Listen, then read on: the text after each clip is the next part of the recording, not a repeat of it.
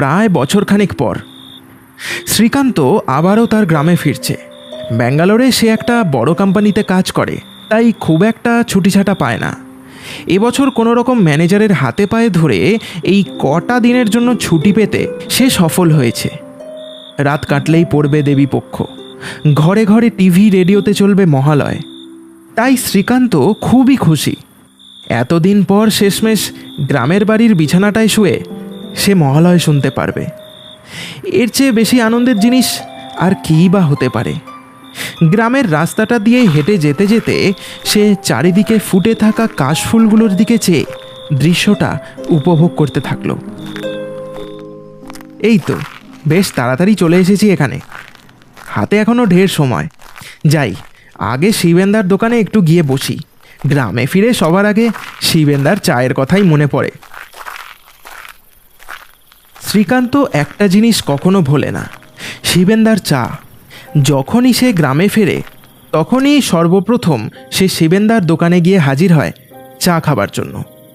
তাই প্রতিবারের মতো এবারেও সে গিয়ে হাজির হলো শিবেন্দার চায়ের দোকানে।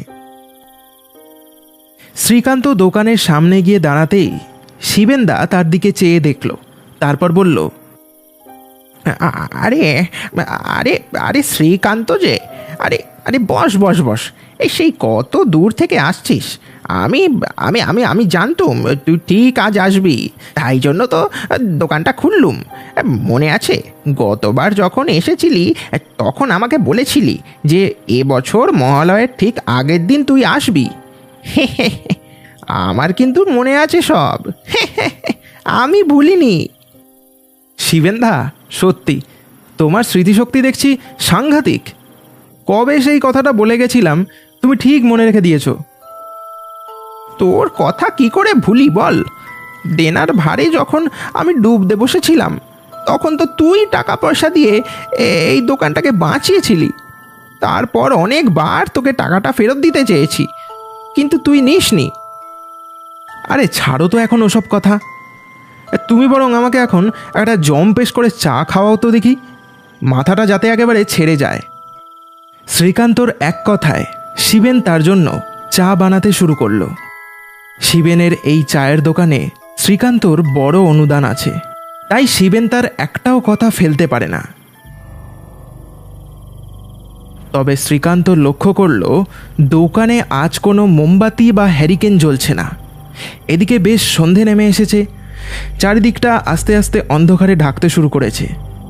দোকানের ভিতরটাও বেশ ভালোই অন্ধকার, কিন্তু লোকটার যেন তাতে কোনো অসুবিধাই হচ্ছে না বলে মনে হলো।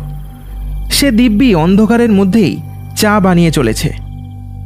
শিবেন্দা, আধার তো নেমে গেল, দোকানে এবার কিছু একটা জ্বালো।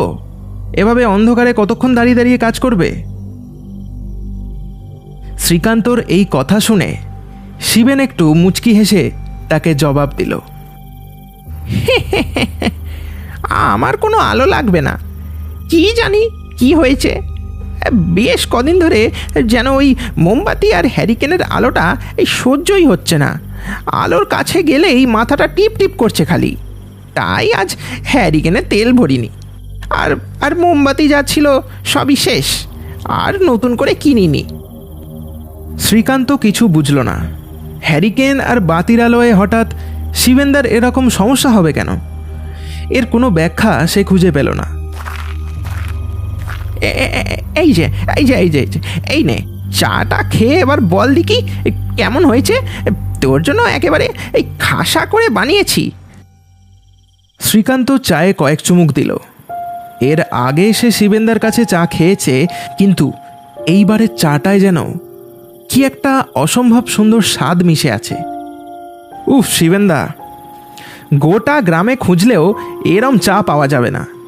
তবে অন্য সময় যতবার তোমার কাছে চা খেয়েছি এরম স্বাদ কোনোদিনও পাইনি। এবারে চাটা একেবারে খাসা, যেন যেন অমৃত খাচ্ছি। কি আজকাল কি কোনো গোপন মশলাপাতি ব্যবহার করা শুরু করেছো নাকি? শ্রীকান্তর এই কথায় শিবেন কোনো উত্তর দিল না, শুধু একটু মুচকি হাসল। তারপর দোকানে ফিরে গেল। শ্রীকান্ত চাটা শেষ করে বলল, শিবেন্দা, কত হলো বলো তো? এসব কি করছিস বলতো? তোকে একই কথা কতবার বলবো শ্রীকান্ত? আজ তুই পাশে না থাকলে এই দোকানটা চলতো? হ্যাঁ, এই দোকানটা তো তোর জন্যই বেঁচে আছে। আহ, তুমি দেখছি থামবে না। আরে আমি তো আর রোজ আসছি না, বলো। 4-5 বছরে এই একবার আসি। এই নাও ধরো এবার। শিবেন আর কিছু বলল না। শ্রীকান্তর কাছ থেকে টাকাটা নিয়ে সে বলল, শ্রীকান্ত বাপ, একটা কথা বলার ছিল। ওই ওই কটা মস্তান তার সাঙ্গপাঙ্গদের নিয়ে এসেছিল একদিন। আমাকে আমাকে দোকানটা অন্য কোথাও সরিয়ে নিয়ে যেতে বলছিল। আমি না করায় আমাকে আমাকে অনেক মারধর করেছে। ভয়ে আমি আমি আমি আমি কিছু বলার সাহস পাইনি। কি এসব কি বলছো? আমি তোকে বলতাম না। এই এতদিন পর এই গ্রামে তুই এই কটা দিনের জন্য ছুটি কাটাতে এসেছিস। আমি চাই না তুই শুধু শুধু একটা ঝামেলায় জড়িয়ে পড়িস। কিন্তু কিন্তু তুই তো জানিস আমি তো কিছুই বুঝি না। তোর মতো তো আর লেখাপড়া করিনি, তাই তোকে বললাম আর কি। আরে আরে তুমি চিন্তা করো না শিবেনদা, তোমার দোকানের ক্ষতি আমি হতে দেব না। এর আগেও তোমার দোকান বাঁচিয়েছি, এবারেও বাঁচাবো। আমি বাড়ি গিয়ে হাত মুখ ধুয়েই এখনই যাচ্ছি ওই কটা মস্তানের কাছে, তারপর দেখছি ওর কত দম। এই বলে শ্রীকান্ত ওখান থেকে চলে গেল। শিবেন তার চলে যাওয়াটা শুধু তাকিয়ে দেখতে থাকলো।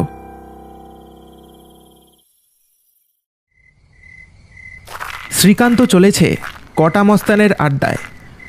তাকে গিয়ে একটু শাসিয়ে আসবে, দরকার পড়লে সে পুলিশ ডেকে তাদেরকে গ্রেফতার পর্যন্ত করাতে রাজি। তবে আগেই সে কোনো আইনি ব্যবস্থা নেবে না, ভালোই ভালোই ঠান্ডা মাথায় কাজ মেটাবে। কটা মস্তানের বাড়ির সামনে গিয়ে সে হাঁক ডাক শুরু করলো, কটাদা, ও কটাদা, বলি একবারখানি এসো দেখি, একটু কথা বলার আছে। চেঁচামেচি শুনে কটা মস্তানের একটা চেলা বেরিয়ে এসে দাঁড়ালো। কি হয়েছে? কি কটাদা বাড়ি নেই, পরে আসবে, এখন যাও দেখি এখান থেকে। আমি আজ কটাদার সাথে না দেখা করে ফিরবো না। আমি এখানেই দাঁড়িয়ে বরং ওনার জন্য অপেক্ষা করছি। এই ছোড়া, বড্ড বেশি বকো দেখছি তুমি। এখন এখান থেকে যাও, আর একটাও মুখের ওপরে কথা বললে এই লাঠির বাড়ি না। অত বাঁকা, কিভাবে লোকের সাথে কথা বলতে হয় এখনো শিখলি না দেখছি। এরকম ব্যবহার করলে লোক আমাদের পাশে থাকবে কি করে শুনি? যা, তুই এখন ভেতরে যা, আমি এসে গেছি, আমি দেখে নিচ্ছি। শ্রীকান্ত চেয়ে দেখল কটা মস্তান এসে দাঁড়িয়েছে। লোকটাকে দেখে তো সুবিধের মনে হয় না, দেখলেই মনে হয় যেন লোকটা দিনে দুপুরে মানুষ খুন করে। চোখে মুখে তার কুকর্মের ছায়া যেন থেকে থেকে ফুটে ওঠে। হ্যাঁ, কি দরকার বল এবার। আপনি শিবেনদাকে মারধর করেছেন কেন তা আমি জানতে চাই। তোমার নিশ্চয়ই কোথাও একটা ভুল টুল হচ্ছে, বুঝলে? সেদিন রাতেই তো শিবেনকে আমরা উপরে পৌঁছে দিয়ে এসেছি, বুঝলে কি না? তা হলো ধরে নাও দিন 15। ওর দোকানটা তো এবার ভেঙে গুড়িয়ে ওখানে আমি আমার চোরাই মদের ব্যবসা শুরু করবো, বুঝলে কি না? এবার কিন্তু বাড়াবাড়ি করছেন মশাই। এতক্ষণ আপনাকে সম্মান দিয়ে কথা বলছিলাম, আপনি তো দেখছি সোজা কথার মানুষই না। একটা জলজ্যান্ত মানুষের ব্যাপারে আপনি এ কথা বলতে পারেন না। তুমি মনে হয় গাঁজা ফাজা টেনেছো, তাই ভুলভাল কথা বলছো। শিবেন আর এই দুনিয়াতে নেই। ওকে সেদিন রাতেই তো আমি নিজের হাতেই খুন করে এসেছি। কতবার বোঝালাম, আমার কোনো কথাই শুনলো না। শেষে কিনা পুলিশকে জানাবে বলে আমাকে হুমকি দিতে শুরু করলো। ব্যাস, আমি আর নিজেকে ঠিক রাখতে পারলাম না, ছুরিটা বার করে চালিয়ে দিলাম গলায়। আমি বহুদিন ধরে এই ব্যবসায় আছি, বুঝলে কি না? নানান জায়গায় আমার বেশ কটা দোকান আছে, কেউ বাধা দেওয়ার সাহস করেনি আজ অব্দি। আর আমার ব্যবসায় বাধা দেবে এরকম দুঃসাহস যে করবে তার হাল ঠিক ওই শিবেনের মতনই হবে, বুঝলে?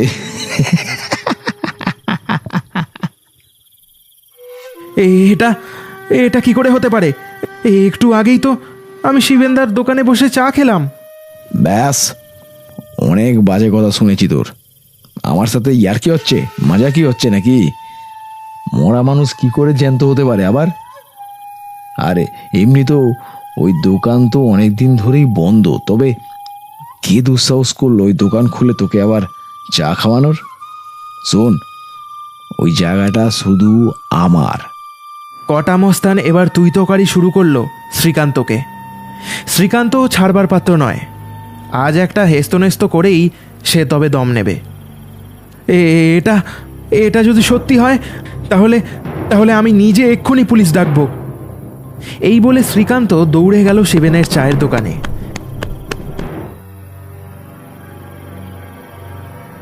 সেখানে গিয়ে দেখল দোকানটা বন্ধ, চারিদিকটা থমথমে, কেউ কোথাও নেই। শিবেনদা, ও শিবেনদা, শিবেনদা! শ্রীকান্ত অনেকবার শিবেনকে ডাকাডাকি করল, কিন্তু কারোর কোনো সাড়া মিলল না। হঠাৎ তাকে ঘিরে দাঁড়ালো কটা পালোয়ান গোছের লোক, সবার হাতে লাঠি আর ছোড়া। এ তোমরা তোমরা কারা? এভাবে এভাবে আমাকে ঘিরে ধরেছো কেন? শ্রীকান্তর কথা শেষ হতে না হতেই সবার মাঝে এসে দাঁড়ালো কটা মস্তান।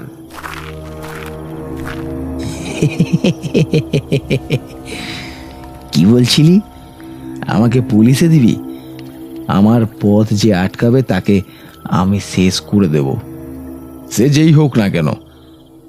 আমার কাছে সব খবর আছে। এর আগে শিবেনকে টাকা দিয়ে তুই ওই দোকানটা বাঁচাতে সাহায্য করেছিলি, তাই না? তবে আর কিছু করতে পারবি না। শোন, তোকে তোকে বরং আমি ওর কাছেই পাঠিয়ে দিচ্ছি, গিয়ে দেখ যদি কিছু করতে পারিস। কটা মস্তান একটা বিশাল আকারের ছোড়া বের করলো কোমর থেকে, তারপর দাঁত খিচিয়ে এগিয়ে আসতে শুরু করলো শ্রীকান্তর দিকে। হঠাৎ সামনের তালগাছটা থেকে একটা ছায়া নেমে এসে দাঁড়ালো। তারপর দু একটা লোকের ঘাড় মুটকে তাদেরকে মৃত্যুর ঘুম পাড়ালো সেই ছায়ামূর্তি।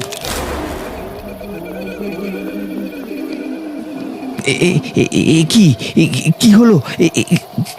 কে তুই? তোর এত সাহস, তুই আমার লোকেদের মারলি? তোকে আমি ছাড়বো না। শ্রীকান্তকে ছেড়ে এবার সে ওই ছায়ামূর্তিটার দিকে ঘুরে দাঁড়ালো। এবার ওই ছায়ামূর্তিকে ভালো করে দেখলো সবাই। এটা হতে পারে না। মরা মানুষ আবার জ্যান্ত হতে পারে নাকি? নিশ্চয়ই কারুর কারুর ষড়যন্ত্র। আমাকে ভয় দেখানোর চেষ্টা করা হচ্ছে, আমি বুঝতে পেরেছি। আমি ছাড়বো না। আমার দিকে এগোলে আমি কিন্তু মেরে ফেলবো। মরা মানুষকে দ্বিতীয়বার আর মারা যায় না। শ্রীকান্ত এবার বুঝতে পারল ওটা শিবেনদা ছাড়া আর অন্য কেউ না। তবে শিবেনদার এই অবস্থা হয়েছে সেটা যেন সে কিছুতেই বিশ্বাস করতে পারছে না। এদিকে বাকি লোকগুলো ততক্ষণে দৌড় লাগিয়েছে ওই মূর্তিটার ভয়াল রূপ দেখে। ভেবেছিলাম আমি আসবো না, কিন্তু শ্রীকান্তকে বাঁচানোর জন্য আমাকে যে আসতেই হলো। আমি চাইলে অনেক আগেই তোকে শেষ করে ফেলতাম। সেই কবে থেকে আমি অতৃপ্ত হয়ে এই তাল গাছে বাস করছি। আমি ভেবেছিলাম শ্রীকান্তকে সব বলে তোকে শাস্তি পাওয়ানোর একটা ব্যবস্থা করব, কিন্তু এখন দেখছি ভুল করেছি। সেদিন রাতে তুই এই তাল গাছের নিচে বসে এই নেশা করছিলি। কি ভালো সুযোগ ছিল তোর ঘাটটা মটকাবার। সুযোগটা যে হাতছাড়া হয়ে গেল। তবে আজ আর তুই বাঁচবি না। আজ তোকে মেরে তবেই আমি দম নেব। শিবেনের কথা শুনে কটামস্তানের সব সাহস যেন উড়ে পালালো।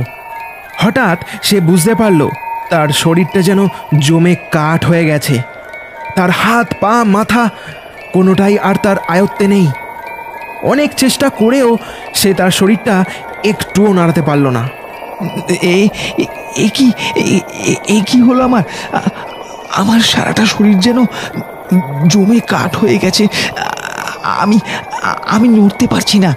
শিবেন, শিবেন, আমি স্বীকার করছি আমার তোমার সাথে এটা করা উচিত হয়নি। দয়া করে আমাকে ক্ষমা করো শিবেন, আর এই ভুল কখনো হবে না। তোর ভুলের কোনো ক্ষমা নেই। যা সুযোগ দেবার অনেক আগেই দিয়েছিল। তোর উপযুক্ত শাস্তি এই মুহূর্তে মৃত্যু ছাড়া আর অন্য কিচ্ছু হতে পারে না।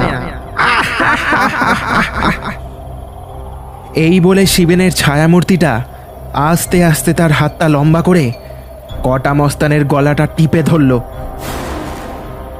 কটামস্তান কাটা ছাগলের মতো ছটপট করতে শুরু করলো। আর কিছু মুহূর্ত পরেই তার শরীরটা নিস্তেজ হলো। শিবেন তাকে ছুঁড়ে মাটিতে ফেলল। শ্রীকান্ত দেখল শিবেনের গায়ে এখন যেন প্রবল শক্তি কাজ করছে। সে একাই 100টা হাতির সমান। এরপর শিবেন জোরে একটা আর্তনাদ করল, যেন মনে হলো সে এখন প্রচণ্ড যন্ত্রণায় এই আর্তনাদ করে চলেছে।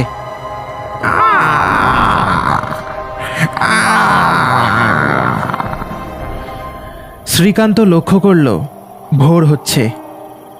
আকাশে রাতের অন্ধকার চিরে ভোরের আলো দেখা দিয়েছে। একটু পরেই ঘরে ঘরে শুরু হবে মহালয়। কিন্তু সে লক্ষ্য করল শিবেনের ছায়ামূর্তিটা এবার আস্তে আস্তে যেন হাওয়ায় মিশে যেতে শুরু করেছে। তার সাথে সাথে এক প্রবল বেদনাদায়ক আর্তনাদে ফেটে পড়ল চারিদিকটা।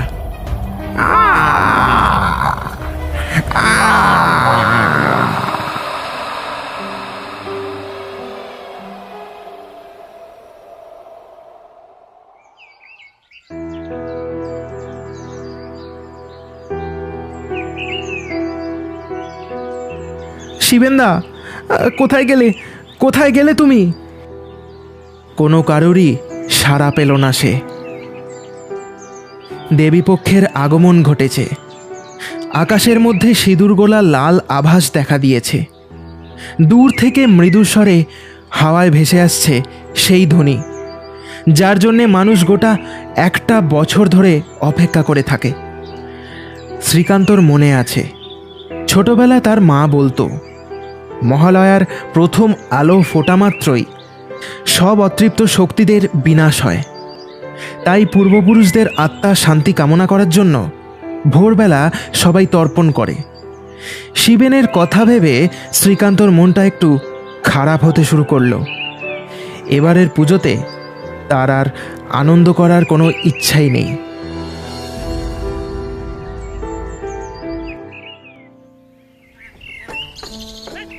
কাশফুলগুলো হাওয়ার তালে তাল মিলিয়ে যেন নেচে যাচ্ছে। আর কিছুদিনের অপেক্ষা, তারপর ঢাকে পড়বে কাঠি। সবাই মেতে উঠবে আনন্দে। শিবেনের দোকানটা আবারও খুলেছে বহুদিন পর। ইতিমধ্যে কিছু লোক ভিড় জমিয়েছে সেখানে। আজ সকালটা তারা শিবেনের দোকানের চা খেয়ে শুরু করবে বলে ঠিক করেছে। শ্রীকান্ত এ গ্রামের একটা অসহায় মানুষকে এই দোকানে চা বানানোর জন্য রেখেছে। শিবেন আর এই দুনিয়ায় নেই, কিন্তু তার এই চায়ের দোকানটা আজীবন ভোর বাঁচিয়ে রাখার সিদ্ধান্ত নিয়েছে শ্রীকান্ত। তার এই দোকান সে কোনোদিনও বন্ধ হতে দেবে না।